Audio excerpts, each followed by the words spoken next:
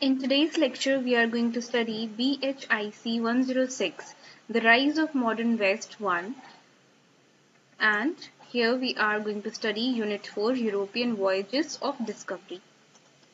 This is the context of this chapter, and we will see the introduction. In the 15th century, Europe entered the age of discovery, marked by increased international trade, maritime activity, and geographical exploration.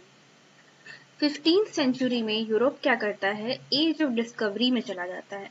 As of discovery से यहाँ मतलब ये है कि इस समय के दौरान बहुत सारी ऐसी चीजें होती हैं जिसकी वजह से यूरोप में बहुत सारे चेंजेस देखने को मिलते हैं। ठीक है, अब किस तरह की चीजें होती हैं, तो इंटरनेशनल ट्रेड बढ़ जाता है, मैरीटाइम एक्टिविटी बढ़ जाती है। मैरीटाइम एक्टिविटी का मतलब है कि जो समुद्र में इनकी एक्टिविटी है वो बढ़ जाती है, और जियोग्राफिकल एक्सप्लोरेशन होता है, मतलब कि धरती पे दूसरी जगहों के बारे में यूरोप को पता चलता है, या फिर कह सकते हैं कि उस जगह को ज्यादा एक्सप्लोर वो कर पाते हैं। Led by Portugal and Spain, this era saw the discovery of new sea routes and the establishment of early colonial empires in the Americas, Asia and Africa. तो इसी समय के दौरान जो पोर्चुगल है और जो स्पेन है वो क्या करता है कि बहुत सारी नई नई डिस्कवरीज करता है सी रूट के द्वारा, मतलब कि वो नए नए सी रूट्स को फाइंड करता है और स्टैब्लिश करता है अपनी कुछ पहली कॉलोनीज को। कहाँ पे स्टैब्लिश करता है? अमेरिका में स्टैब्लिश करता है, एशिया में स्टैब्लिश करता है और अफ्रीका में करता है। These explorations, driven by a search for new lands and trade opportunities, sparked widespread colonization and rivalry among European powers. तो ये जो सारे explorations हैं न्यू लैंड्स की, इसकी वजह से बहुत सारे नए ट्रेड अपॉर्चुनिटीज देखने को मिलते हैं। ठीक है, इसके अलावा जो कॉलोनाइजेशन है उसमें बहुत ज्यादा बढ़ोतरी देखने को मिलती है। ये पता चलता है कि हर जो यूरोपियन कंट्री है वो दूसरे किसी कंट्री में जाकर के कॉलोनी अपनी बनाना चाह रहा है, ताकि वो अपने नेबरहुड जो यूरोपियन कंट्री है उससे ज्यादा रिच बन सके, उससे ज्यादा पावरफुल बन सके। इसकी वजह से जो राइवलरी है वो भी बहुत ज्यादा बढ़ जाती है यूरोपियन पावर्स के बीच में। Notable explorers like Ferdinand Magellan exemplified this era, with his expedition 1519 to 1522 being the first to Pacific and circumnavigate the goal. तो इसमें से कुछ नोटेबल जो एक्सप्लोरर्स थे उनका नाम था फर्डिनेंड मैगलन, जो कि इस एरा को बहुत ज्यादा बढ़ा देते हैं एक एक्सपेडिशन करके, मतलब इस एरा को इम्पोर्टेंट बना देते हैं एक एक्सपेडिशन करके। और ये एक्सपेडिशन वो 1519 से 1522 के बीच में करते हैं, और इस एक्सपेडिशन में वो पहली बार सेल करते हैं अटलांटिक से पैसिफिक ओशन की ओर। और इसमें वो क्या करते हैं कि सर्कम नेविगेट करते हैं ग्लोब का। सर्कम नेविगेट का मतलब क्या है? इसका मतलब है पूरी दुनिया को घूम लेना। ठीक है, Motives of the voyages and expansion by the Iberian states, Portugal and Spain. What is Iberian Peninsula? तो आइबेरियन पेनिनसुला जो है वो उस ज्योग्राफिकल रीजन को रिफ्लेक्ट करता है जहाँ पे स्पेशली पोर्चुगल और स्पेन का जो एरिया है उसको हम लोग आइबेरियन पेनिनसुला कहते हैं या आइबेरियन स्टेट्स कहते हैं। ये जो पेनिनसुला है ये साउथ वेस्टर्न यूरोप के आसपास सिचुएटेड है। ओके, तो अब हम लोग आगे देखते हैं। The motives behind European overseas exploration and conquest in the 15th and 16th century were diverse and complex. जो मोटिव था जिनकी वजह से ये वॉयजेस स्टार्ट किए जाते हैं वो बहुत कॉम्प्लेक्स और डाइवर्स थे। क्या इसका मतलब हो सकता था क्यों ये वॉयजेस स्टार्ट किए गए? तो रिलीजियस रीजंस की वजह से स्टार्ट किए गए, ताकि जो उनका क्रिश्चियनिटी है उसको एक्सपैंड किया जा सके। इकोनॉमिक एम्बिशन था उनका, उनको ज्यादा गोल्ड चाहिए था, पर्सनल या फिर नेशनल प्रेस्टीज चाहिए था। मतलब यूरोप में ऐसे बहुत सी लड़ाइयां थी जिसमें अगर ये फ्रांस का एरिया है तो फ्रांस को क्या चाहिए कि उसको भी उसको इंग्लैंड से बड़ा बनना है, स्पेन को चाहिए कि उसको फ्रांस से बड़ा बनना है, पोर्चुगल को चाहिए कि उसको स्पेन से बड़ा बनना है। मतलब इस तरह की बहुत सारी राइवलरीज आपको यहाँ यूरोप में देखने को मिलेंगी। ठीक है, तो इन वॉयजेस की वजह से वो अपना कमांड जो था वो बढ़ाना चाहते थे और दिखलाना चाहते थे अपनी नेबरिंग कंट्री को कि I am better than you. ठीक है। तो स्पेन और पोर्चुगल जो है ये क्या करता है कि बहुत सारे मैरीटाइम वॉयजेस को स्टार्ट करता है, समुद्री खोजों को स्टार्ट करता है। और इनका आइडिया क्या था? इनका आइडिया था क्रूसेड्स, इनके आइडिया थे, और रिकॉन्क्विस्टा उनका आइडिया था। इसका मतलब होता है कि किसी लैंड को कॉन्क्वेस्ट करना, मतलब उसको जीत लेना, अपने अंदर शामिल कर लेना। और क्रूसेड का आइडिया था, ये पुराने जमाने में होता था, एंशियंट टाइम्स में होता था, जब रिलीजन के लिए लोग लड़ाई करने को निकलते थे, तो उसको क्रूसेड कहा जाता था। तो and the desire to expand Christianity and commerce, तो इन दोनों वजह से, रिलीजन को एक्सपैंड करने की वजह से और को अपने ट्रेड को बढ़ाने के लिए क्या होता है कि ये इन वॉयजेस को स्टार्ट करते हैं। कुछ ये की फिगर्स है, like Prince Henry the Navigator and Don Pedro जो है, ये सिंबलाइज करते हैं अर्ली एक्सप्लोरेशन एफर्ट्स को। अब इकोनॉमिक मोटिव्स क्या था? तो इकोनॉमिक मोटिव्स जो था वो ब्रेक करता है। तो इकोनॉमिक मोटिव क्या हो सकता है? तो इनका एक मोटिव ये भी था कि ये वेनेटियन ट्रेड मोटिव को तोड़ सके। वेनेटियन ट्रेड मोनोपोली का मतलब ये हो सकता है कि वेनिस के जो लोग थे उनका ट्रेड पे कंट्रोल था, वो गोल्ड्स एंड स्पाइसेस को अपने कंट्रोल में रखते थे। ठीक है। तो political factors such as strengthening monarchies, managing internal dissent and played roles. तो बेसिकली ऊपर नीचे वही सारी बातें हैं कि पैसे चाहिए थे, एक्सप्लोरेशन क्यों कर रहे थे, तो पैसे चाहिए थे इनको, अपना रिलीजियस एक्टिविटी बाहर स्प्रेड करना था, वगैरह वगैरह। ठीक है। The fall of Constantinople and Ottoman control over trade routes pushed Europeans to seek alternative sea route to Asia. क्या होता है कि जो कॉन्स्टेंटिनोपल है उनका और ऑटोमन का जो कंट्रोल जब लूज होने लगता है ट्रेड रूट से, तो यूरोपियंस को ऑल्टरनेटिव सीख करने पड़ते हैं एशिया आने के लिए।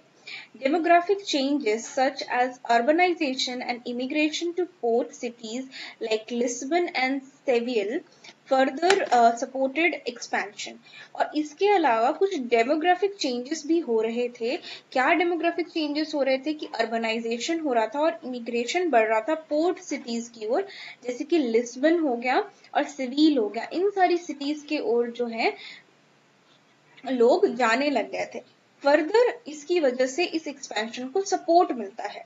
Despite debates over whether economic hardship और curiosity drove exploration, scholars agree that the motives varied from religious to imperial, demographic to intellectual and practical to methodical.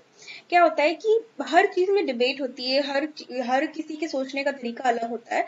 तो यहाँ पे भी वो डिबेट है कि क्यों ये चीज स्टार्ट हुई, क्या ये एक्सप्लोरेशन सिर्फ और सिर्फ आउट ऑफ क्यूरियोसिटी स्टार्ट हुआ, या क्या रीजन रहा होगा इसका। तो इसका जो भी रीजन रहा हो उसमें कहा गया है कि वेदर ये रिलीजियस पर्सपेक्टिव की वजह से हुआ, इंपीरियल पर्सपेक्टिव की वजह से हुआ, डेमोग्राफिक चेंजेस की वजह से हुआ, या फिर किसी मेथडिकल चेंजेस की वजह से हुआ, ये तो डिबेट की बात है, हर किसी का पर्सपेक्टिव अलग हो सकता है, लेकिन हम लोगों को मानना पड़ेगा कि ये सारी चीजें हुई। Role of navigational technical knowledge. In addition to economic and religious motives, Europe's overseas expansion was significantly aided by advancements in technical skills and theoretical knowledge. तो क्या होता है कि इकोनॉमिक और रिलीजियस मोटिव्स जो भी रहे हों, यूरोप का जो ओवरसी एक्सपेंशन था उसको सिग्निफिकेंटली एडवांसमेंट्स मिलती रही टेक्निकल स्किल्स और थ्योरेटिकल नॉलेज में। जैसे जैसे बढ़ोतरी हुई उन सारी चीजों को मदद मिलती गई। ठीक है। तो innovations in astronomy, ship building, cartography and fire arms transformed exploratory voyages into colonial expertise. बहुत सारे इनोवेशंस हो रहे थे इस टाइम पे, जैसे एस्ट्रोनॉमी में बहुत कुछ पता चल रहा था, शिप बिल्डिंग में बहुत कुछ पता चल रहा था, कार्टोग्राफी में पता चल रहा था, जो बंदूकें थी या फिर जो लड़ाई के साधन थे उसमें ट्रांसफॉर्मेशन हो रहा था। ठीक है। इसकी वजह से जो कॉलोनियल इंटरप्राइजेस हैं इनके वॉयजेस में इनको बहुत ज्यादा एक्सप्लोर होने का चांस मिला। Classical geographical texts by Ptolemy, Strabo and Aristotle, along with works like Pre de Aliis, Imago Mundi. I know I'm pronouncing it wrong, but it's okay. तो ये जो एक वर्क है जिसे हम लोग देख सकते हैं कि कुछ क्लासिकल ज्योग्राफिकल जो टेक्स्ट हैं, लाइक जो इन लोगों ने लिखे हैं, प्लेटनी, एस्टिल, स्ट्रैब्रो, इन लोगों ने लिखे हैं, इसके साथ साथ जो एक वर्क है ये प्रोवाइड करता है हम लोगों को थ्योरेटिकल सपोर्ट, जिसकी वजह से हम लोगों को इन वॉयजेस के बारे में आगे पता चलता है। ओके, यहाँ पे एक टर्म रह गया है cartography. Let's see what is cartography.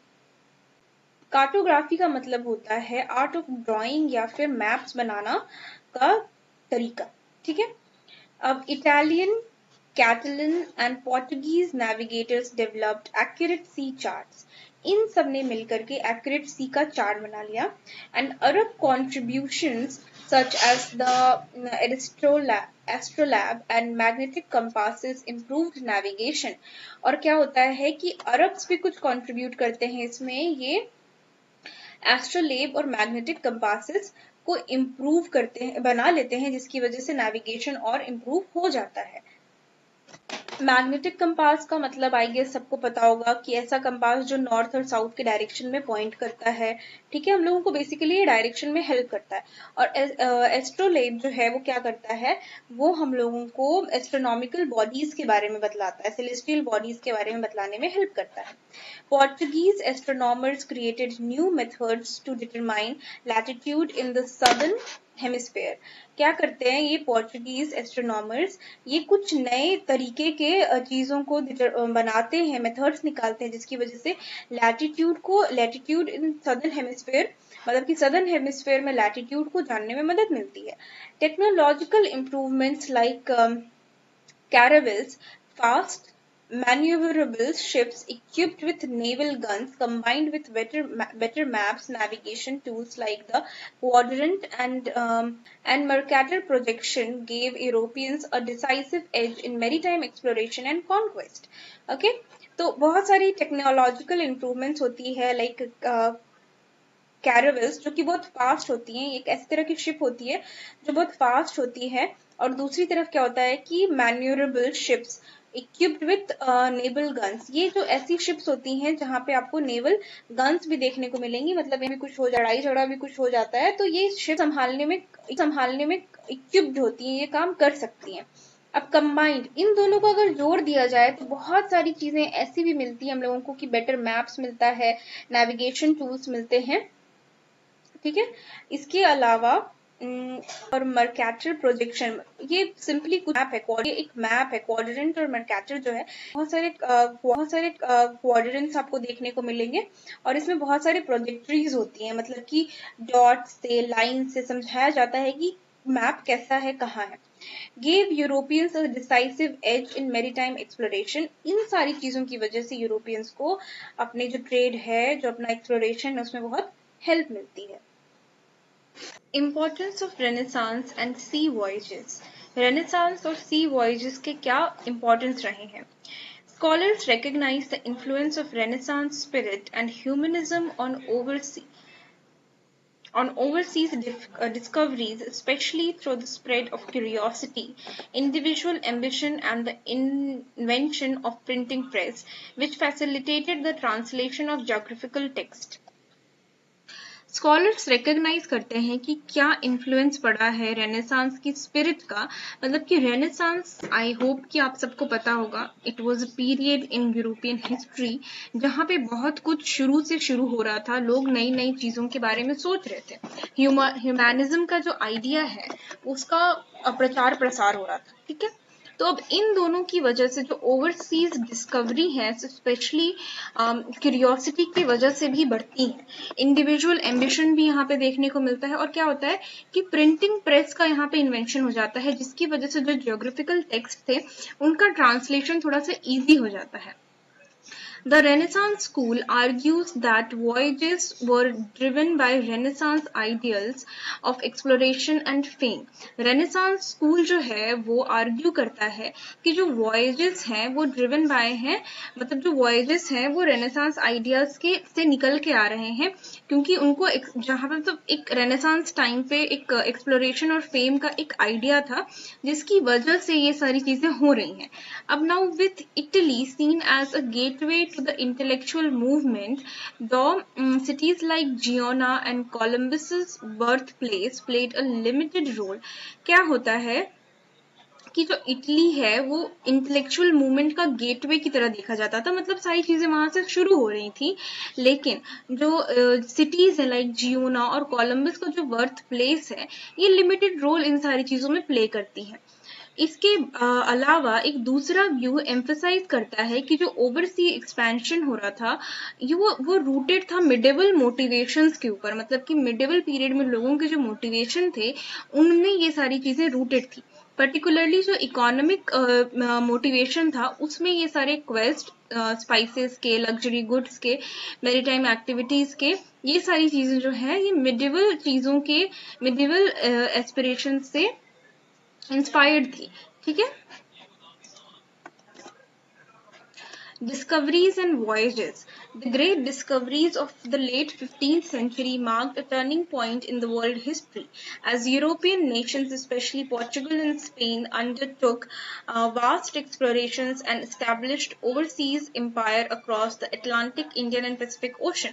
15th century में जैसा कि हम लोग पहले भी देख चुके हैं कि बहुत सारी great innovations और discoveries हो रही होती हैं, जिसकी वजह से यूरोप में एक turning point आता है, स्पेशली पोर्चुगल और स्पेन में।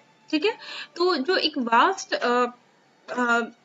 एक्सप्लोरेशन स्टार्ट होता है, बहुत सारे नए नए एस्टैब्लिशमेंट को स्टार्ट किया जाता है ओवरसीज एम्पायर को अपने बढ़ाने के लिए, और ये सारी चीजें हम लोगों को अटलांटिक, इंडियन और पैसिफिक ओशंस में देखने को मिलती हैं।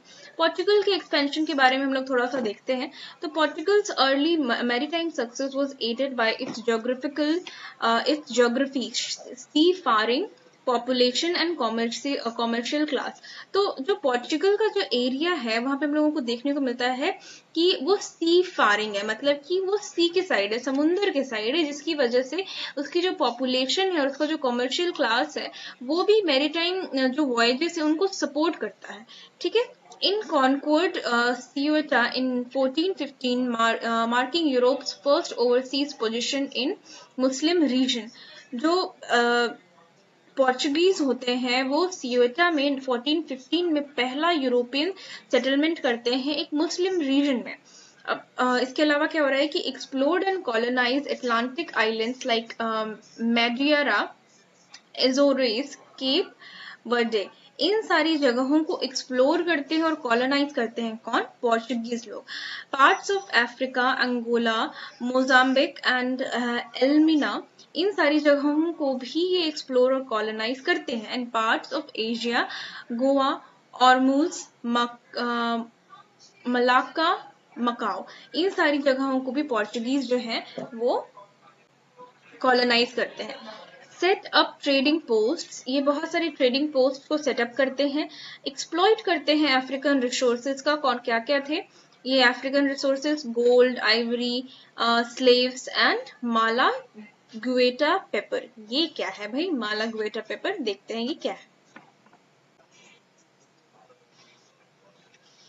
ये एक तरह की चिली है, एक तरह की मिर्च है। ओके।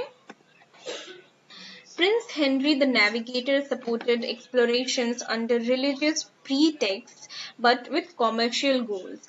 प्रिंस हेनरी जो है वो क्या करते हैं कि वो इन एक्सप्लोरेशंस को रिलीजियस पर्सपेक्टिव की तरह से आगे बढ़ाते हैं, लेकिन उनका कहीं ना कहीं गोल जो था वो कॉमर्शियल भी था। Explorers like Dias, Bartolomeu Dias, Cape of Good Hope 1488, Vasco da Gama, India 1498, and Cabral, Brazil expanded the Portuguese maritime empire. तो कुछ एक्सप्लोरर्स हैं और उनका जो एक्सप्लोरेशन है, मतलब उनकी जो खोज है वो यहाँ पे लिखी हुई है। क्या है? एक्सप्लोरर जो डियास है ये केप ऑफ गुड होप को एक्सप्लोर करते हैं 1488 में। वास्को डी गामा जो है 1498 में क्या करते हैं? इंडिया को मतलब इंडिया का रूट खोजते हैं। देन जो कैब्रल है वो ब्राजील का रूट खोज के निकालते हैं। तो ये सारी जो चीजें हैं इसकी वजह से जो पोर्चुगल का जो मैरीटाइम एम्पायर है वो बहुत एक्सपैंड कर जाता है। Under Almeida and Albuquerque, Portugal established fortified settlements and dominated Indian Ocean trade. जो पोर्चुगीज है वो इन दोनों अल्मियाडा और एल्बुकुरेरे की वजह से इंडियन ओशन को पूरी तरह से डोमिनेट करता है इनके काल में। The Portuguese commercial empire was the first global colonial empire। ठीक है, जो पोर्चुगीज कॉमर्शियल एम्पायर था वो पहला ग्लोबल कॉलोनियल एम्पायर था। Okay, spans expansion. अब स्पेन के एक्सपेंशन के बारे में देखते हैं। Spans expansion was more compact and land based, including the कैनरीज, West Indies, central and south America and later Philippines. जो ये हम लोग पोर्चुगीज का जो एक्सपेंशन देखते हैं वहां पे हम लोगों को पता चलता है कि हम लोग थोड़ा सा जो जगहें सी के आसपास है वहां पे उन लोगों का कॉलोनाइजेशन हो रहा है, लेकिन जो स्पेन का कॉलोनाइजेशन है वो लैंड बेस्ड है। वो किन किन जगहों को कॉलोनाइज करते हैं? वो कॉलोनाइज करते हैं कैनरीज, West Indies, central and south America और फिलीपींस को भी ये लोग बाद में कॉलोनाइज करते हैं। क्रिस्टोफर कोलंबस जो है, जो अपने वॉयज पे निकलते हैं 1492 से 1504 तक, believed a westward route to Asia was possible. उनका मानना था कि एक पश्चिमी रूट एशिया की तरफ जरूर जा सकता है, लेकिन वो एशिया पहुंचने के बजाय अमेरिका पहुंच जाते हैं, mistakenly thinking it was Asia. उनको लगता है अमेरिका पहुंच के कि वो कहाँ पहुंच गए हैं, वो एशिया में पहुंच गए हैं। His voyages led to exploration and colonization of the Caribbean and parts of Central America। इनके वॉयज की वजह से क्या होता है कि कॉलोनाइजेशन होता है कैरेबियन और कुछ सेंट्रल पार्ट्स ऑफ अमेरिका में। ठीक है, Columbus brought back gold and indigenous people for conversion and enslavement। Columbus जो है वो अपने साथ सोना लेकर के आता है और कुछ लोगों को जो कि अमेरिका के लोकल निवासी थे उनको भी लेकर के आता है ताकि उनको कन्वर्ट कर सके और उनको स्लेव बना सके। ट्रीटी ऑफ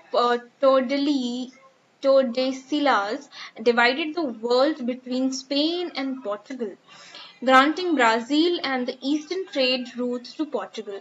क्या होता है कि ये ट्रीटी ऑफ टॉर्डेसिलस जो है वो स्पेन और पोर्चुगल में पूरी दुनिया को डिवाइड कर देती है, और जो ब्राजील और जो ईस्टर्न ट्रेड रूट है वो पोर्चुगल के अंदर आता है।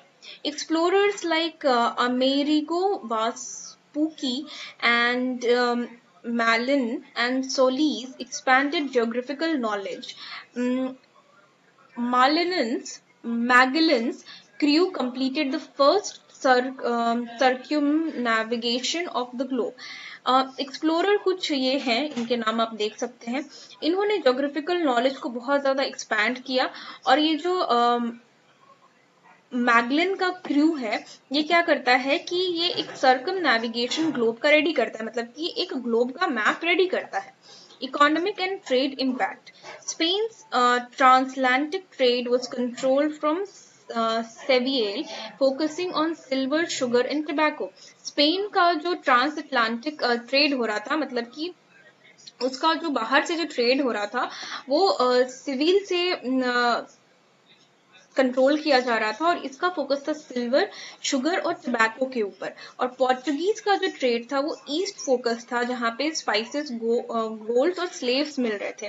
The discovery of silver in Americas revolutionized trade, allowing Europe to engage more actively with Asia. क्या होता है कि यूरोप जो है बहुत ज्यादा एशिया के साथ इंगेज हो जाता है। क्यों इंगेज हो जाता है? डिस्कवरी होती है सिल्वर की अमेरिका में, जिसकी वजह से ट्रेड जो है वो थोड़ा सा रेवोल्यूशनलाइज हो जाता है। European expansion created new plantation and mining economies and increased the demand for slave labor, especially from West Africa। European expansion की वजह से बहुत सारा प्लांटेशन होता है, माइनिंग का काम शुरू होता है, जिसकी वजह से स्लेव्स की डिमांड बढ़ जाती है, और बहुत सारे स्लेव्स को ये लोग लेकर के आते हैं वेस्ट अफ्रीका से।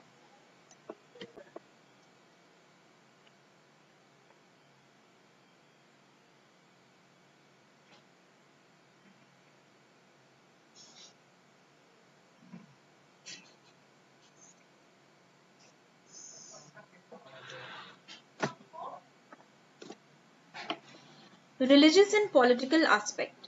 Religious motives, conversion to Christianity were used to justify expansion, but real motives were commercial and political. जो religious perspective थे वो लोगों को बहकाने के लिए हुआ करते थे कि हम जो ये सारी चीजें कर रहे हैं ये तो हम धर्म के लिए कर रहे हैं, उसके बढ़ावे के लिए कर रहे हैं, लेकिन जो असली मोटिव था वो कॉमर्शियल और पॉलिटिकल था. The Pope supported colonial ambitions through papal bulls legitimizing discoveries and conquest. जो पोप थे वो क्या करते हैं कि colonial ambition को पूरा करने के लिए लोगों को पेपल देने लग जाते हैं और लेजिटिमाइज करने लग जाते हैं डिस्कवरीज और कॉन्क्वेस्ट को. बेसिकली वो हामी भर देते हैं कि जाओ दुनिया को कॉलोनाइज करो. आप यहाँ पे एक मैप देख सकते हैं. The route pursued by Columbus, Magellan and Balboa, Cabral and Vasco da Gama who travel to explore diverse region. ठीक है, स्पेन एंड पोजीशन, ये सारी जो जगहें हैं ये आपको स्पेन का पोजीशन दिखाती हैं. ठीक है, ये सारी जगहें आपको दिखाती हैं कि कहाँ कहाँ पे स्पेन का पोजीशन होता है. ये सारी जगहें जो है, जो ऑरेंज में दिख रहा है, ये वो पोजीशंस हैं जहाँ पे हम देख सकते हैं कि किस तरह से पोर्चुगल लोगों का पोजीशन होता है. ठीक है, कोलंबस का जो रूट था वो देखते हैं. ये देखिए, ये कोलंबस का रूट है. ओके, ये कोलंबस का रूट है. इसके अलावा अब वास्को डी गामा का रूट थोड़ा सा देखते हैं. ये देखिए, ये है वास्को डी गामा का रूट. ये कुछ इस तरह से भारत पहुंचता है. ठीक है. Nature of Portuguese and Spanish position colonial empires. Portuguese colonial empire 1500 to 1700. Origin and nature started with the conquest of Ceuta, followed by a network of fortified posts and trade colonies across the Indian Ocean. Ceuta क्या था? ये पहला धरती था जहाँ पे Portugal लोग जाकर के अपना कॉलोनी सेटअप करते हैं और ये मुस्लिम लोगों की जगह थी. ठीक है, इसके बाद क्या होता है कि बहुत सारी जगहों को फोर्टिफाई किया जाता है, नए ट्रेड कॉलोनीज बनाए जाते हैं और ये सारी चीजें इंडियन ओशन के आसपास होती हैं. The empire was dynamic, adapting and religion challenges. Adapting to regional challenges. Like example, Mughal Empire, East African Muslims in China, Japan. जो एम्पायर था, जो पोर्चुगल एम्पायर था, वो डायनेमिक था, मतलब कि वो स्टैगनेंट नहीं था, वो खुद में बदलाव कर रहा था. जो भी उनको रीजनल चैलेंजेस मिलती हैं मुगल एम्पायर की वजह से, ईस्टर्न अफ्रीकन मुस्लिम्स की वजह से, चाइना और जापान की वजह से, वो उन चीजों को अडेप्ट करता है और आगे बढ़ता है. Colonial administration, no clear separation between metropolis and colonies.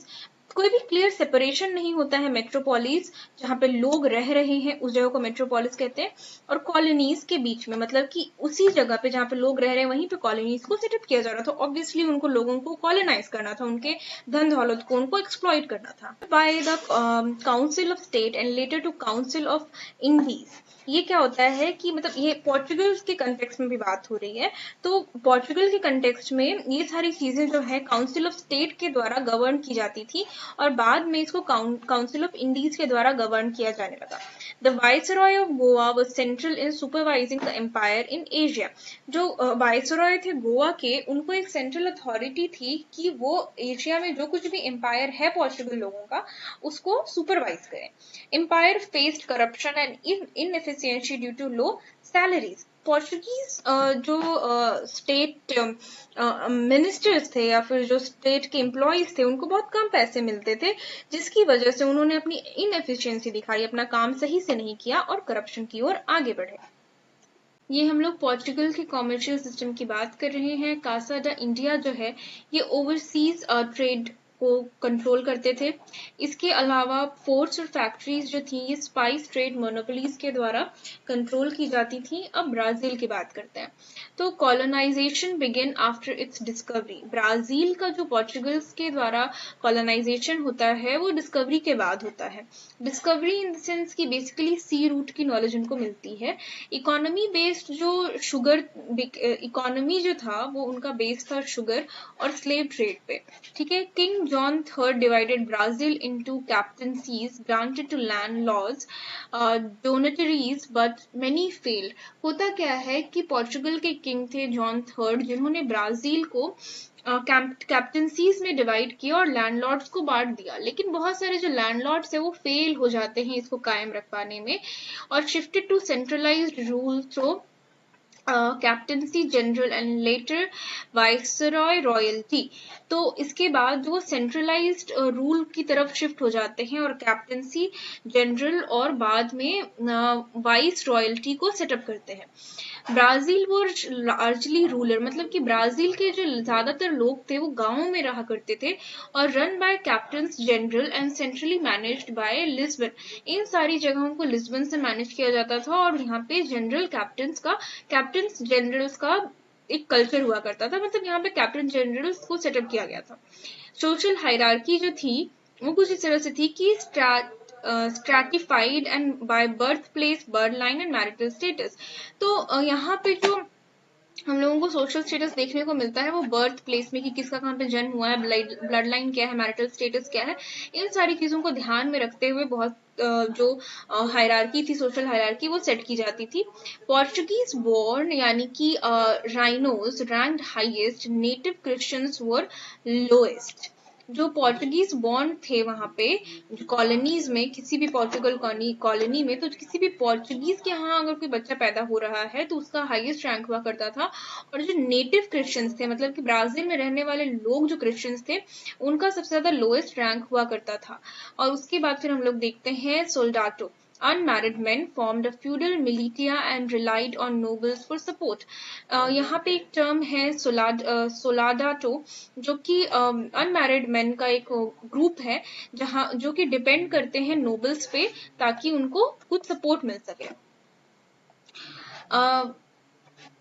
Spanish colonial empire, इतनी तो अभी तो हम लोग जितनी बात की वो हम लोगों ने पोर्चुगीज कॉलोनियल एम्पायर के बारे में बात की। अब स्पेनिश कॉलोनियल एम्पायर में क्या होता है, तो मोर सेटलमेंट्स बेस्ड देन पोर्चुगीज, मतलब कि स्पेन का जो पावर था, जो प्रेजेंस थी वर्ल्ड में, वो पोर्चुगीज लोगों से ज्यादा थी। The empire was urban and rich in precious metals.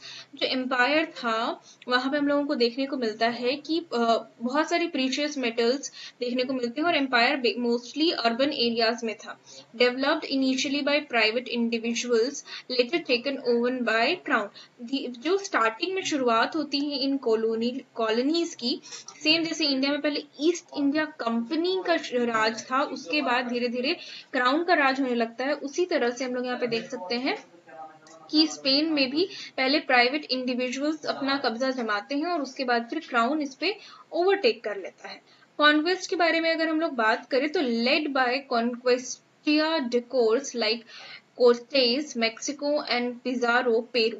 मतलब कि ये जो इंसान है ये स्पेनिश है और इसने इन जगहों को कॉन्क्वेस्ट किया, मतलब सॉरी, जैसे कि कॉन्क्वेस्टडारो, ऐसे लोग जो कॉन्क्वेस्ट कर रहे हैं, किसी जगह को अपने कब्जे में कर रहे हैं।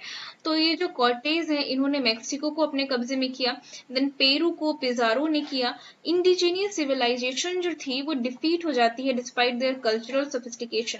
जो कुछ भी मैक्सिको हो, पेरू हो, ब्राजील हो, यहाँ की जो इंडिजीनियस सोसाइटी होती है वो फेल हो जाती है डिस्पाइट द फैक्ट कि उन लोगों के पास अपना कल्चरल रिच हेरिटेज था, लोग आपस में रहते थे वगैरह वगैरह, फिर भी वो लोग फेल हो जाते हैं खुद को इनसे बचाने में। की conquests brought cities and wealth under Spanish control. इन चीजों की वजह से जो वेल्थ होता है स्पेन का बहुत बढ़ जाता है। इनको मिएंडा सिस्टम देखते हैं। Granted splendours control over indigenous labour and tribute.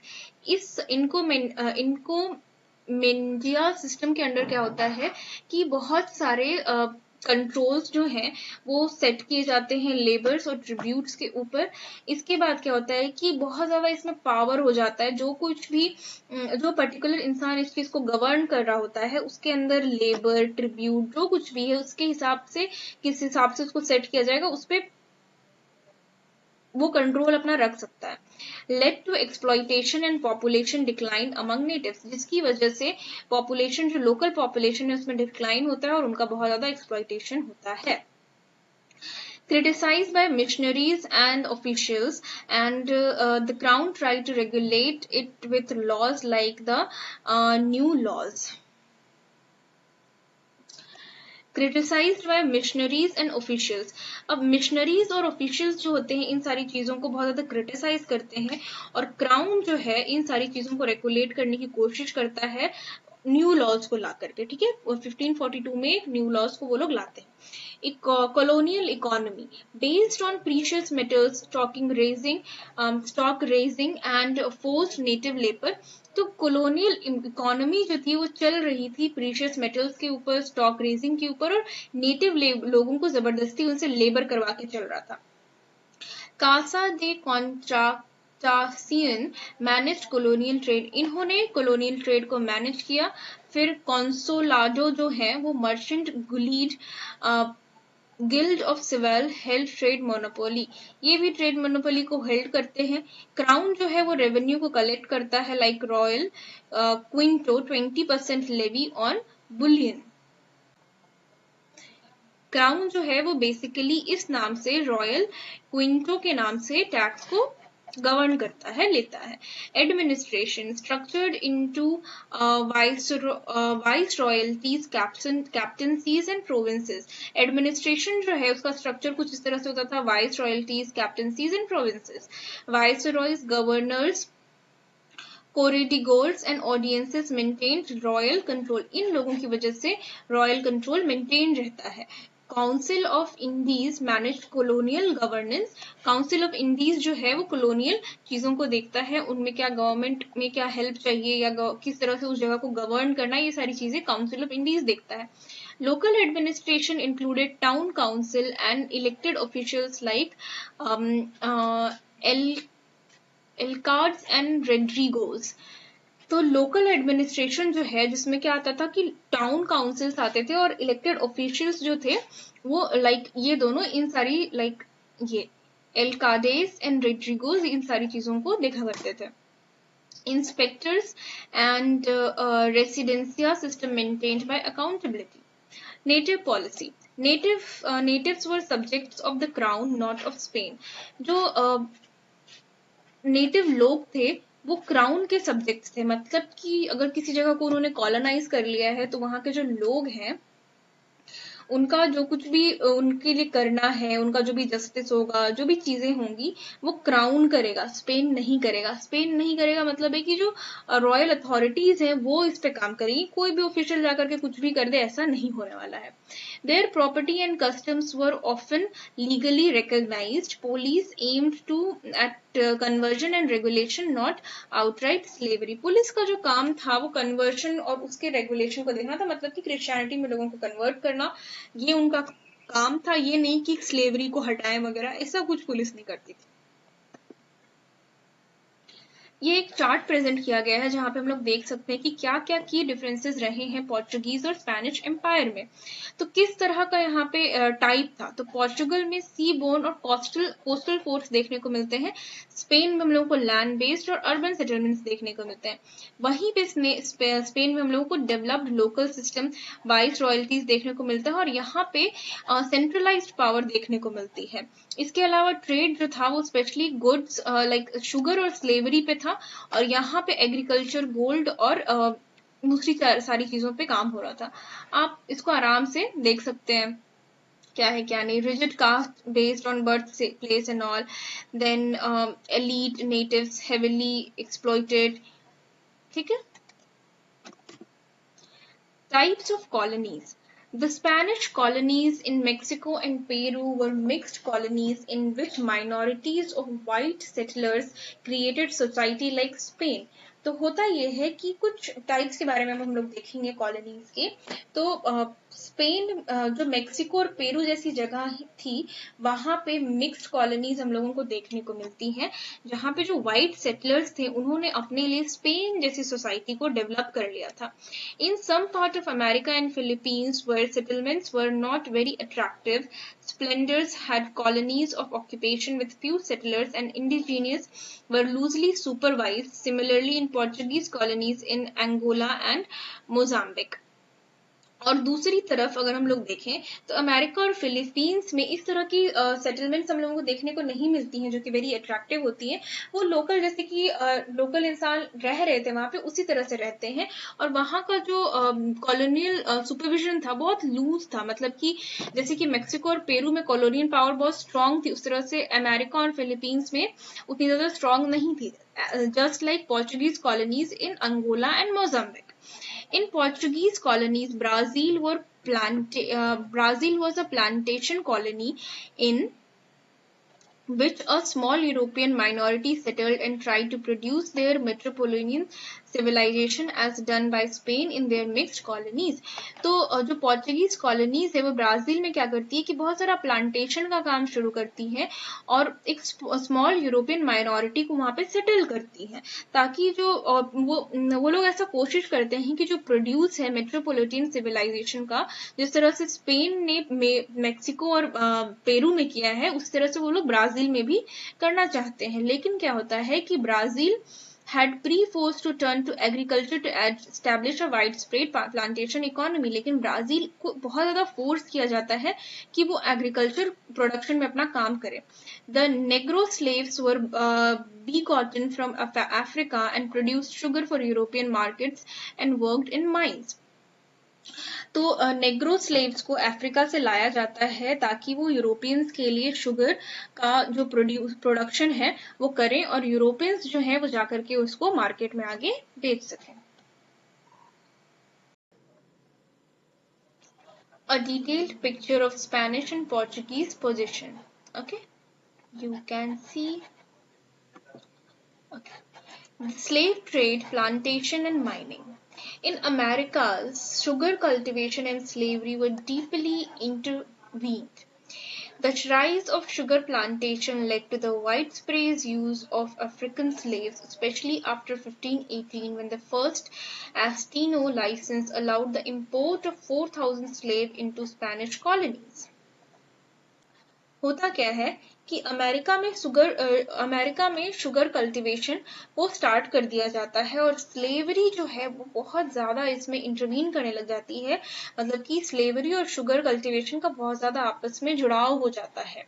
जो शुगर प्लांटेशन में जो राइज होता है उसकी वजह से wide spread use of African slaves हो जाता है, मतलब कि अफ्रीकन स्लेव्स का शुगर कल्टीवेशन में बहुत ज्यादा यूज होने लगता है, स्पेशली आफ्टर 1518 जब पहली बार एक लाइसेंस को पास कर दिया जाता है जिसे एस्टिनो कहते हैं, और ये लाइसेंस की वजह से 4000 स्लेव्स को स्पेनिश कॉलोनीज में ट्रांसफर किया जाता है। Due to the treaty of Tordesillas which barred Spaniards from engaging in African trade, they relied on foreign traders, particularly the Portuguese, to supply slaves. क्योंकि हम लोगों ने पहले भी देखा है कि ट्रीटी ऑफ टॉर्डेसिलास में क्या होता है कि ये लोग आपस में वर्ल्ड को 2 हिस्सों में डिवाइड कर देते हैं, जिसकी वजह से जो स्पेनिश लोग हैं वो डायरेक्टली अफ्रीकन ट्रेड नहीं कर सकते थे, तो वो क्या करते हैं कि वो पोर्चुगीज पे डिपेंड करते हैं कि वो उनको स्लेव्स प्रोवाइड करें। इनिशियली क्या होता है कि Indians were forced into labours, ये जो लोग हैं इनको लेबर में फोर्स किया जाने लगता है, but they gradually replaced by African slaves due to population decline and ineffectiveness of systems like repartimiento. सबसे पहले ये वो लोग थे आमरेंडिनीज, वो लोग थे जो अमेरिका के नेटिव लोग थे, उन पे लेबर के लिए रिलाय किया जाता है, लेकिन धीरे धीरे जब उनकी पॉपुलेशन में बहुत डिक्लाइन हो जाता है तब क्या होता है कि वो लोग शिफ्ट करते हैं अपना जो लेबर के लिए जो उनकी नीड है उनको शिफ्ट करते हैं अफ्रीकन लेबर्स की ओर। ठीक है, Mestizo, mixed Spanish and Indian ancestry were also seen as unsuitable laborers. अब जो मेस्टिजोस थे जो कि मतलब कि स्पेनिश और इंडियन लोगों को अपने एंसेस्टर के रूप में होल्ड करते थे, वो भी अनसूटेबल थे लेबरर्स के लिए, मतलब कि उनसे लेबरिंग नहीं करवाना चाहते थे, और जो अफ्रीकन स्लेव्स थे became the preferred coerced labour force. तो अफ्रीकन लेबर्स ऐसे में बहुत ज्यादा रिलायबल लगता है, particularly in the production of sugar, tobacco, cotton, which required hard, unskilled labor. तो particularly जो शुगर, टोबैको, कॉटन का जो एरिया है जहाँ पे अनस्किल्ड लेबर की जरूरत होती है वहां पे ये सारी चीजें अफ्रीकन स्लेवरी बढ़ जाती है। Scholars like Barbara Shollo argue that slavery was essential for colonial economic development, especially in lands where indigenous population was displaced or reduced. तो जो slavery थी वो जरूरी थी colonial expansion के लिए, जहाँ पे जो इंडिजीनियस पॉपुलेशन है वो घट गई हो, ऐसा मानना था बारबरा शॉलो का। In this system Africa provided the slaves, Africa slaves को प्रोवाइड करता है, अमेरिका लैंड्स और क्रॉप्स को प्रोवाइड करता है, और यूरोप जो है वो प्रॉफिट गेन करता है, जिसकी वजह से forming a part of global capitalist economy, जिसकी वजह से एक ग्लोबल कैपिटलिस्ट इकोनॉमी बनने लगती है। थिंकर्स कुछ इमैनुअल वॉलरस्टिन जो है saw slavery as legitimized part of capitalist exploitation। जो वॉलरस्टिन है, जिनकी चर्चा हम लोग पहले के 2 यूनिट में कर चुके हैं, उनका जब हम लोग डिबेट सुनते हैं फ्यूडलिज्म से कैपिटलिज्म की तरफ, तो वो यहाँ पे उनका मानना था कि कैपिटलिज्म के लिए लेजिटिमाइज्ड है किसी भी स्लेव का एक्सप्लॉइटेशन करना, फंक्शनिंग अलोंगसाइड वेज लेबर, जहाँ पे वो ये भी कहते हैं कि वेज लेबर भी गलत नहीं है। Economist like Fogel and Engerman even argued that slave plantation were as efficient as capitalist as any wage based system. उनका मानना है कि जो मतलब कि फॉगल और जो इंगरमैन है, उनका मानना है कि स्लेव प्लांटेशन ही एफिशिएंट है वेज बेस्ड सिस्टम से, मतलब कि स्लेव बना लो तुम, वेज बेस्ड सिस्टम मत रखो। वेज बेस्ड का सिस्टम का मतलब है कि दिन के जितने भी काम हुए उनके पैसे उन मजदूरों को मिलने चाहिए। The moral implication of slavery and colonialism led to criticism। अब जिसकी वजह से क्या होता है, ये जो स्लेवरी होती है इसकी वजह से कॉलोनियलिज्म का जो आइडिया है उसको बहुत ज्यादा क्रिटिसाइज किया जाने लगता है। Bartolome de las Casas, a Spanish jurist, एक स्पेनिश जज, कंडेम करते हैं ब्रूटल ट्रीटमेंट ऑफ इंडिजीनियस, जो अमेरिका के लोकल लोग हैं, and fought for their rights, और वो उन लोगों के राइट्स के लिए लड़ाई करते हैं। His influential writings like Brief Account of Destruction of Indies, वो कहते हैं, डिबेट करते हैं कि किस तरह से यूरोप का जो कॉलोनियल क्रूएल्टी है and help in official abolishing American slavery, the enforcement was weak. वो बहुत कोशिश करते हैं कि स्लेवरी को हटाया जाए, लेकिन उनका जो इन्फोर्समेंट है वो बहुत वीक होता है। In literature and philosophy, these issues led to broader reflections on human society as seen in Hobbes' Leviathan, and also fueled long-standing European nations for racial and civilizational superiority over colonial people। अब literature और philosophy में भी धीरे धीरे इस issue को का reflection हम लोगों को देखने को मिलता है। सच एज जो होबेस लेविथान है, वो एक लॉन्ग स्टैंडिंग एक अपना आर्ग्यूमेंट देते हैं, अपना एक स्टेटमेंट पास करते हैं कि किस तरह से यूरोपियन नेशनल्स जो हैं वो दूसरे रेस के लोगों को, या फिर जो सिविलाइजेशन जो दूसरे कॉलोनाइज्ड पीपल है, मतलब उनकी कॉलोनीज में रहने वाले जो लोग हैं, उनको खुद से दबा हुआ मानते हैं, उनको खुद से जूनियर मानते हैं, और खुद को सिविलाइजेशनल सुपीरियोरिटी का हेड मानते हैं। इम्पैक्ट ऑफ कॉलोनाइजेशन, क्या इम्पैक्ट पड़ता है? Explorations and conquest by European powers transformed global trade, led to empire building and contributed to the rise of modern world economy। Colonisation से सबसे पहली चीज ये होती है कि एक्सप्लोरेशन बढ़ जाता है, कॉन्क्वेस्ट बढ़ जाता है, और ये सब किसके द्वारा होता है?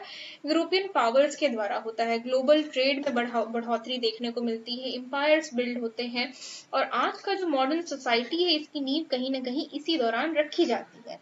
ये जो सारे एक्शन है ये फाउंडेशन होते हैं मर्केंटालिज्म के लिए, जिसका जो इन्वॉल्वमेंट है कैपिटलिज्म में हम लोगों को देखने को मिलता है। ये जो मर्केंटालिज्म है ये क्या है ये जानते हैं। कैपिटलिज्म का मतलब क्या होता है? कैपिटलिज्म का मतलब ये है कि आप किसी को अपनी चीजें फ्रीली बेच सको। तो इसका मतलब भी यही है कि ज्यादा से ज्यादा चीजों को किसी दूसरे को बेच सको, और अपनी सारी चीजें वो खुद ही तुम मैनेज करो। ठीक है। Scholars like Wallerstein emphasize the role of colonial trade in creating a world capitalist system। Scholars जैसे कि वॉलस्टीन जो है वो एम्फेसाइज करते हैं कि किस तरह से कॉलोनियल ट्रेड की वजह से कैपिटलिस्ट सोसाइटी का उदय होता है। ये एक शिफ्ट की तरह भी मार्क कर सकते हैं कि किस तरह से डिक्लाइन ऑफ मेडिटेरेनियन इकोनॉमी होता है और राइज ऑफ अटलांटिक पावर्स होता है। ठीक है, मतलब कॉलोनाइजेशन की वजह से ये सारी चीजें हो रही हैं कि मेडिटेरेनियन पावर जो है उनका डिक्लाइन होता है और जो अटलांटिक पावर है उनका उदय होता है. While some scholars portrayed natives as uncivilized, others blamed European aggression, tracing it back to the Crusades, ecological imperialism. अच्छा, इकोलॉजिकल इंपीरियलिज्म दूसरी चीज है. यहाँ पे क्या होता है कि कुछ जो स्कॉलर्स हैं वो इन सारी चीजों को, इन कॉलोनियल पर्सपेक्टिव को ऐसे लेकर के आते हैं कि जो लोकल लोग हैं वो अनसिविलाइज्ड हैं और जो दूसरे जो यूरोपियन लोग हैं वो इसको क्रूसेड की तरह देखते हैं. मैंने आपको पहले भी बताया कि क्रूसेड वो सारी युद्ध होती थी जहां पे लोग रिलीजियस पर्सपेक्टिव को लेकर के लड़ाई झगड़ा किया करते थे. Ecological imperialism. European exploration transformed the ocean into trade route.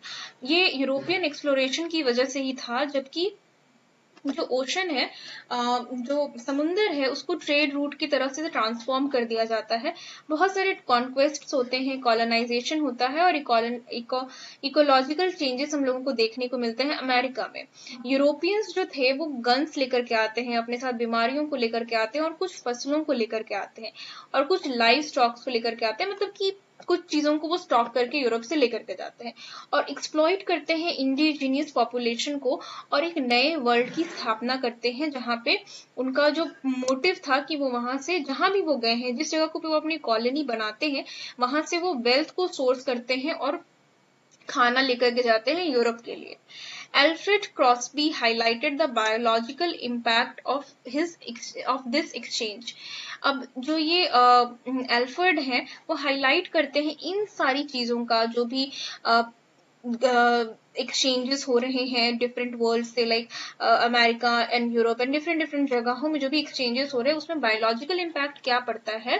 वो क्या है कि नए प्लांट्स, नए एनिमल्स और नई बीमारियों का क्रॉस कॉन्टिनेंट ट्रांसफर होता है in what known become as Columbian exchange. और इन सारी चीजों को हम लोग कहते हैं Columbian exchange. American crops like maize, potatoes supported Europe's growing population, while European livestock, especially horses and cattle, helped develop in Americas. अब अमेरिका से मीज और पोटेटोज जो हैं वो निकल के आते हैं और यूरोप में इसकी डिमांड बढ़ती है. और अमेरिका में क्या होता है कि लाइव स्टॉक जैसे कि हॉर्सेस और केटल्स जो हैं वो दूसरी सारी चीजों को डेवलप करने में हेल्प करते हैं. Sugar plantation in Brazil and West Indies fueled European economies. जो शुगर प्लांटेशन है वो ब्राजील और वेस्ट इंडीज में फ्यूल करता है यूरोपियन इकोनॉमी को, और पोर्चुगल जो है इससे बहुत ज्यादा बेनिफिट लेता है. और ये पोर्चुगल जो है अफ्रीकन गोल्ड, स्लेव्स और एशियन स्पाइसेस से भी बहुत बेनिफिट लेता है. Early agricultural transformations to Atlantic islands like the Azores and Madeira had mixed outcomes, showing both ecological success and damage. जो थोड़ा पहले का जो कॉलोनीज है लाइक मेडेरिया एंड एजोर्स, यहाँ पे दोनों तरह के आउटकम्स हम लोगों को देखने को मिलते हैं. क्या क्या आउटकम्स देखने को मिलते हैं? तो ओवर पॉपुलेशन हो जाता है रैबिट्स का, जिसकी वजह से Pelagara from Mies diets. Or overall, Columbian exchange reshaped global agriculture economies, diets, and ecosystem. Demographic effects. The scholars have tried to look into the consequences of demographic factors. Bradwell, Wollaston, and others have looked into the impact of population migration that led to the spread of various diseases. जो भी demographic consequences रहे हैं इन सारी colonisation और migration की वजह से, उन सारी चीजों को ब्रैडवेल और वॉल्स्टन जैसे लोगों ने देखने की कोशिश की है और इसके इम्पैक्ट को समझने की कोशिश की है कि पॉपुलेशन का माइग्रेशन पे क्या असर पड़ा और ये जो बीमारियां फैली उनका क्या हुआ. ठीक है, लाइक इन माइग्रेशन की वजह से ये बीमारियां फैली. तो some of the diseases prevailed in America like yellow fever, smallpox, measles, plague, chickenpox and malaria. ये सारी जो बीमारियां हैं ये सिर्फ और सिर्फ यूरोपियन कॉलोनाइजेशन की वजह से हुई, जिसमें लाखों लोगों ने अपनी जानें गंवाई. The discoveries, conquest and colonization made people immigrate to New World, and the attraction was of land farms where the plantation colonies were emerging. तो जो नई डिस्कवरीज थी उनमें क्या हो रहा था कि नए वर्ल्ड से लोगों को उम्मीदें थी, लोग नए जीवन की ओर आकर्षित हो रहे थे जहां पे लैंड, फार्म्स और प्लांटेशंस थी। ठीक है, the settlement was more attractive towards the new world as compare to Asia and Africa. जो सेटलमेंट्स थे वो ज्यादा अट्रैक्टिव थे towards the new world. New world से यहाँ पे अमेरिका, ब्राजील, इन सारी जगहों को पॉइंट करने की कोशिश की जा रही है, और इनका कहना है कि न्यू वर्ल्ड का जो अट्रैक्शन था वो एशिया और अफ्रीका से ज्यादा था। अमेरिका के नेटिव पॉपुलेशन जो थे वो डिप्लीट करते हैं, मेनली जो एमरिंडियन थे उनका, and also there was displacement of African slave. तो ये सारे जो लोग हैं अमेरिका के, जो नेटिव लोग हैं, उन लोगों की पॉपुलेशन में बहुत ज्यादा डिक्लाइन होता है और अफ्रीकन का बहुत ज्यादा डिस्प्लेसमेंट होता है। Art and architecture. Another impact was evident through forms of art. ठीक है, आर्ट के फॉर्म में हम लोगों को एक दूसरा इम्पैक्ट देखने को मिलता है।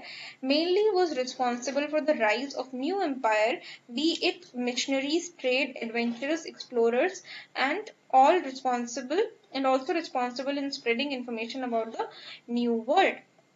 क्या होता है कि बहुत सारी रिस्पॉन्सिबल चीजें जो हैं, जो कि एक न्यू एम्पायर की वजह से निकल के आती हैं, चाहे वो मिशनरीज हो या फिर ट्रेड्स की वजह से हो या किसी भी वजह से हो, तो बहुत सारी चीजें इन एम्पायर से निकल के आती हैं न्यू वर्ल्ड के ऊपर। एक the book on navigation, knowledge of geography and biological sciences also spread. इन चीजों की वजह से ज्योग्राफी, बायोलॉजी और नेविगेशन में बहुत ज्यादा बुक्स लिखी जाती हैं और नॉलेज का बहुत आदान प्रदान होता है। The writers like Shakespeare in his time, Tempest, and E. Spencer work in the Fairy Queen highlighted about the new world, and Thomas Moon in his Utopia talked about an ideal state. ये जो भी writers हैं, फेरे, Shakespeare, ये सारी जो हैं बहुत सारी चीजें लिखते हैं, like the Tempest and Spencer, ये बहुत कुछ लिखा जाता है, एक यूटोपियन स्टेट का आइडिया आता है। ठीक है, जो पोएट्स हैं और जो राइटर्स हैं वो बहुत ज्यादा एक्साइटेड हो जाते हैं about the idea of ships, pirates, adventures और वेरियस कैरेक्टर्स को लेकर के वो अपने लिटरेचर को, मतलब अपने लिटरेचर में इन सारी चीजों को एक पार्ट देते हैं। They even felt that the natives should not have been displaced. उनको ये भी लगता है कि नेटिव्स को उनके होमलैंड से नहीं निकालना चाहिए था। जो आर्ट और लिटरेचर है उसमें क्या होता है कि आइडिया बिकेम विजिबल, मतलब कि अब जब लोग उसको पढ़ते हैं तो लोग उसको विजुअलाइज कर पाते हैं। अब जो ब्लैक स्लेव्स हैं वो पार्ट बन जाते हैं इन पेंटिंग्स का, in context of empire building. तो अब उनकी जो पेंटिंग्स थी, जो व्हाइट पेंटर्स हैं, लाइक जो व्हाइट आर्टिस्ट हैं, वो सारे लोग जो हैं वो ब्लैक्स को भी अपने आर्ट में, अपनी बुक्स में इनकॉर्पोरेट करने लग जाते हैं। Economic consequences and impact on Spain. Spain and Portugal gained immense wealth from New World mines and trade, especially through mercantilist policies emphasizing bullion accumulation. तो स्पेन और पोर्चुगल को बहुत ज्यादा बेनिफिट होता है इन न्यू वर्ल्ड सेटलमेंट से, specially ये जो उनका खरीदने बेचने का सिस्टम था, इससे उनको बहुत ज्यादा फायदा मिलता है। अब जो इनफ्लो होता है सिल्वर का, वो कॉज करता है एक प्राइस रेवोल्यूशन को यूरोप में, लेकिन जो स्पेन का इकोनॉमी ग्रोथ था वो लिमिटेड था। ठीक है, despite Seville became a major trade hub, Spain fail to transition into capitalism और इंडस्ट्रियलाइज। स्पेन जो है वहां पे ट्रेड हब था, लेकिन भी स्पेन फेल कर जाता है कैपिटलिज्म या फिर इंडस्ट्रियलाइजेशन में खुद को बदलने में। और स्कॉलर जो है वो आर्ग्यू करते हैं कि स्पेन जो है वो सेमी पेरिफेरल रहा, क्योंकि ये लैक करता गया नेसेसरी स्टेट स्ट्रक्चर में और relied heavily on silver rather than productive economic development.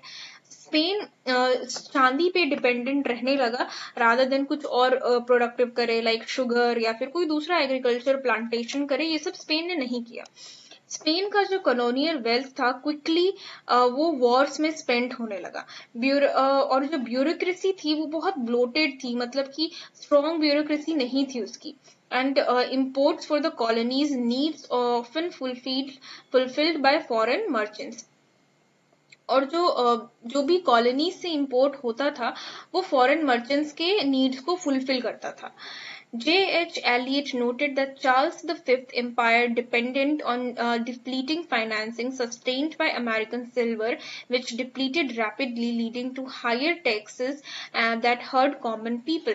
James the fifth जो थे स्पेन के, वो उनके बारे में कहा जाता है J.H. एलियट की बुक में कि उनका जो राज्य था वो सस्टेन कर पाता है सिर्फ और सिर्फ अमेरिकन सिल्वर की वजह से, और ये राज्य भी धीरे धीरे जल्दी से ही बहुत ज्यादा नीचे गिर जाता है क्योंकि ये लोगों पे बहुत ज्यादा हायर टैक्स को थोप देते हैं।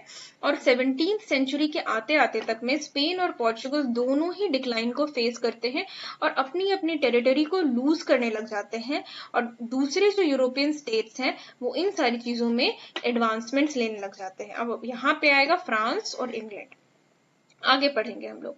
Now divergence perspective argue that colonialism and slavery were crucial to rise of industrial capitalism in Europe। ये जो है ये आर्ग्यू करते हैं कि colonialism और slavery जो है एक बहुत crucial चीज है कि इंडस्ट्रियल कैपिटलिज्म जो है उसका उदय होता है यूरोप में। अनलाइक ईस्ट एशिया जो पूर्वी भाग है एशिया का, वहां पे जो मार्केट्स हैं, इकोनॉमीज हैं, वो कैपिटलिस्ट मार्केट नहीं होती हैं।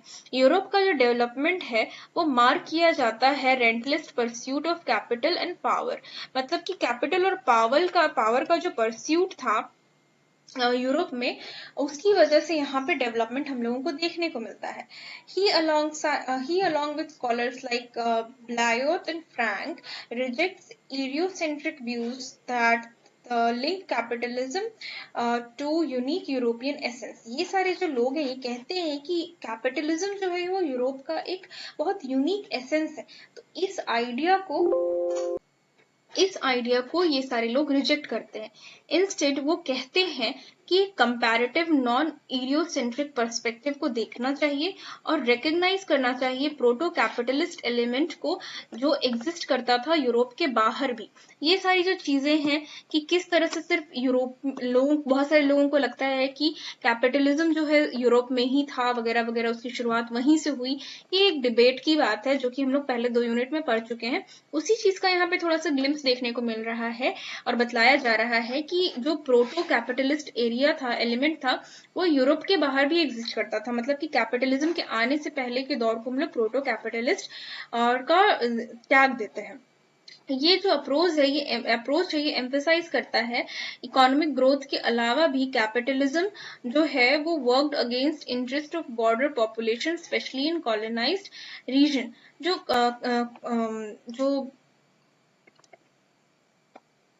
ये जो अप्रोच है ये एम्फेसाइज करता है कि इकोनॉमिक ग्रोथ होने के बावजूद भी जो कैपिटलिज्म है वो हमेशा क्या करता है, मतलब कभी कभी क्या करता है कि अगेंस्ट द इंटरेस्ट का काम करता है। मतलब कि बहुत सारे लोगों के इंटरेस्ट को वो फुलफिल नहीं कर पाता है, कुछ ही लोगों के इंटरेस्ट को वो फुलफिल कर पाता है। और ये सारी जो चीजें हम लोगों को स्पेशली कॉलोनाइज्ड रीजन में देखने को मिलती है। Now here we have some question and answer.